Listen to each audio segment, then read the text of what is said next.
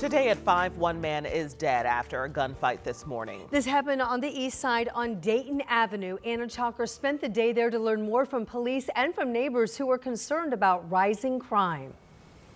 As you can see, this is a really large investigation behind me. Throughout the day, we've seen over a dozen police cars going through Dayton Avenue, and the main focus of their investigation is a home behind those two trees where they say two men shot each other.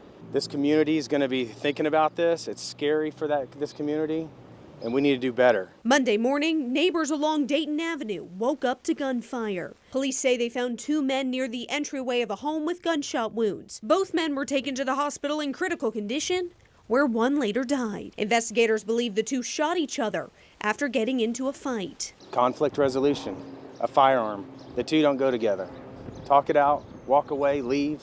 It's not necessary. And neighbors say this is how many people in the area solve their problems. It's too much, and we don't accept it. Tabitha Barnett says in recent years, more people have moved in and more shots have gone off. She says just the night before, police were in the area after getting reports of shots fired. It tends to be the new norm, unfortunately. It's always some kind of domestic relation that comes to gunfire, and that seems to be everybody's answer these days, and it's uncalled for. While she and other neighbors work with IMPD to lower crime in the area, they say not much has changed. And for this to continue to be happening around all of the kids, all of us, there's elderly here that can't dive down per se if there's gunfire happening, and to even have to think about having to dive down in your own home and feeling unsafe is not, it's not the normal, and it shouldn't be considered a normal. A normal neighbors want to stop.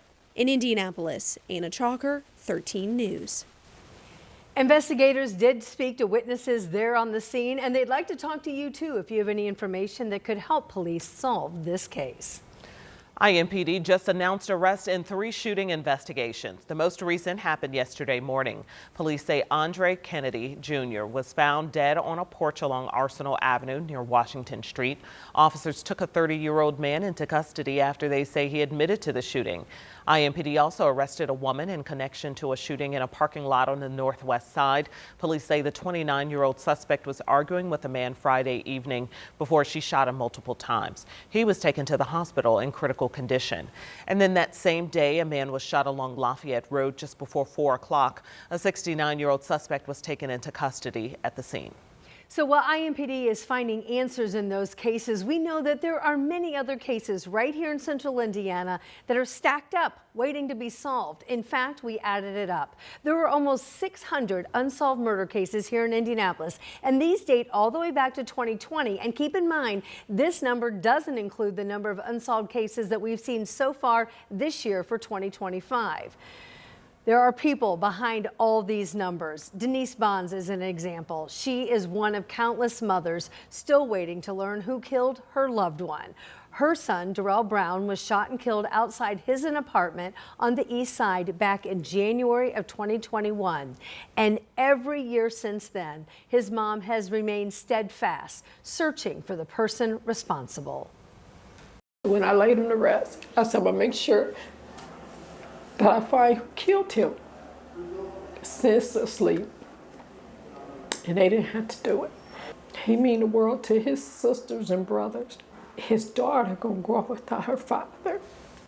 When it comes to solving all of these cases, IMPD says the biggest challenge is people are refusing to come forward with information. But it's also that 6 month and year and thereafter.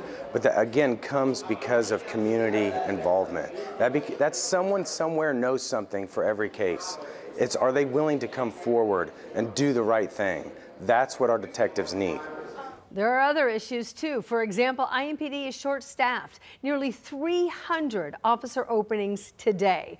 They say relying on technology and task forces do increase the odds of solving these unsolved cases. But remember, if you happen to have information that could help police with their ongoing investigations, you can give that information and stay anonymous by reporting it through Crime Stoppers. That number right there is 317-262-TIPS.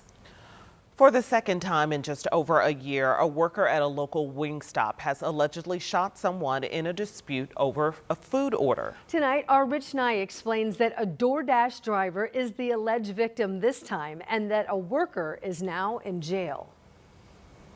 A DoorDash delivery driver came to the Wingstop at 10th and Lyndhurst right around closing time, midnight, on February 23rd. Court records say there was confusion with the pickup order, and the driver was told he would have to wait 25 minutes. The driver says a female employee was rude to him, and he told her so. The driver says 7 male employees in uniform then attacked him. The driver says as he ran out to his car, he heard a gunshot and was hit in the back near his armpit. 25-year-old Ezra Watkins, who was working at Wingstop that night, is charged with battery with a deadly weapon. According to court records, security video inside and outside the store shows the employee run out the back door and around the building carrying a handgun. Video from the liquor store on the corner allegedly shows a man come around the front of the building and run to the parking lot holding a gun. Wingstop security video allegedly shows that same man come in the front door moments later with his hand in his pocket like he is holding something. Police recovered a 9mm shell casing in the parking lot.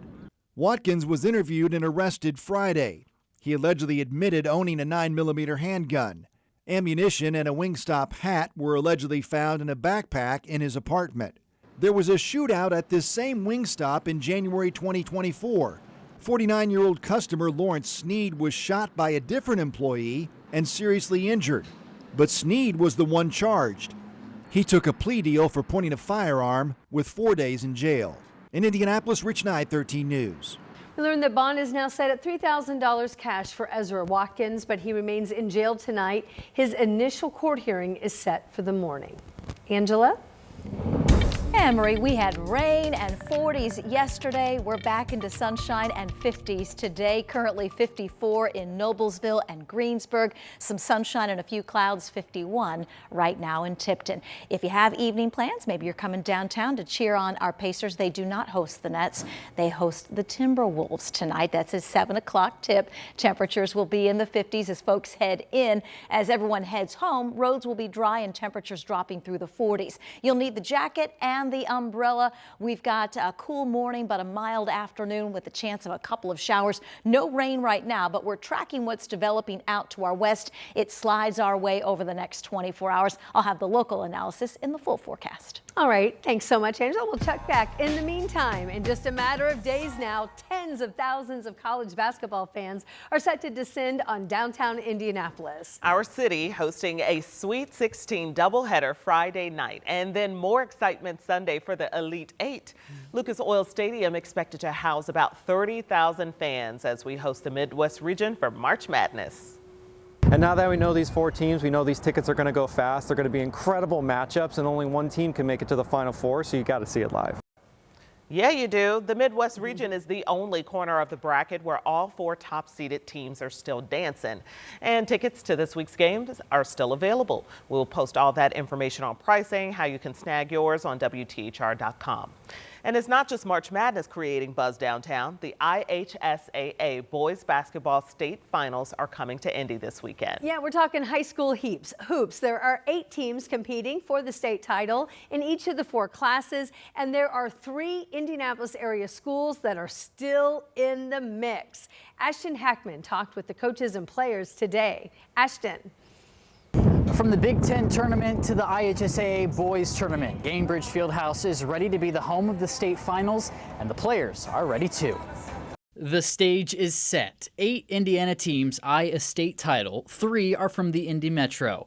In 2A, the Trailblazers from University High School in Carmel with their first ever state finals appearance. In 3A, the Crispus Attucks Tigers are back in the state game for the first time since 2017. And in 4A, the returning state champion Tigers from Fishers High School hope to take home a second straight title. The Fishers Tigers continue to pounce, coming into Saturday's game on a 43-game win streak, remaining undefeated. If there was any pressure on us this season, it was just to get through our sectional, and then obviously in order to get to the state game, the most important games are the ones before them. Crispus Attucks faces South Bend St. Joseph in the 3A game. A victory on Saturday would be the Tigers' 5th state title.